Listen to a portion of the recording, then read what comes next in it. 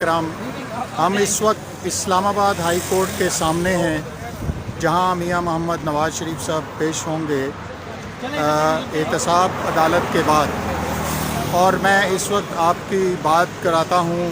پاکستان مسلم league نون federal capital social media کے president ہیں اسلام آباد کے عظیم احمد صاحب۔ جی عظیم صاحب، آپ کیا کہتے ہیں کہ میاں صاحب احتساب عدالت پہ پیش ہو رہے ہیں،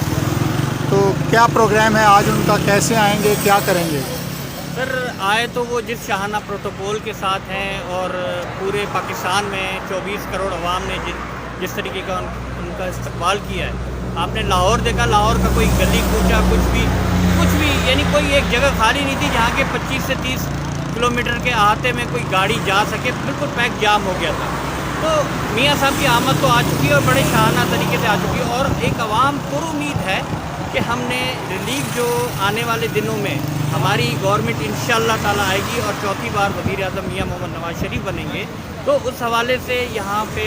جو ہمارے اوپر جھوٹے کیسز بنائے گئے تھے ان کے آج خاتمہ ہے، اور میاں صاحب یہاں پہ پیش ہو رہے ہیں۔ آلریڈی میڈم مریم نواز اور کیپٹن صفدر کے اوپر آلریڈی انہوں نے کہا ہوا ہے کہ جھوٹے کیس سے ان کو بری کیا ہوا ہے۔ آج انشاءاللہ تعالیٰ اللہ تعالیٰ کے کرم سے میاں محمد نواز شریف صاحب بھی سرخرو ہوں گے، اور الیکشن کمپین کا آغاز اس طریقے سے ہوگا جس طریقے سے مینار پاکستان میں آپ نے آدمی دیکھے، جھمگٹا دیکھا، اس حساب سے،